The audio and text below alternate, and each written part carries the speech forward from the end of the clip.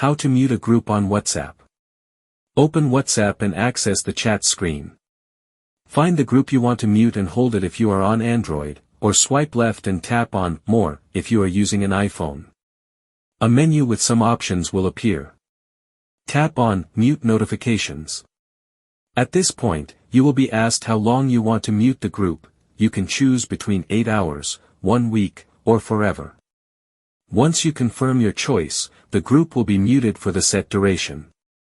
You will still be able to read messages at any time, and you can also reactivate notifications whenever you want. A simple function, but essential for better managing your time and attention. Now that you know, use the mute button whenever a group becomes too intrusive.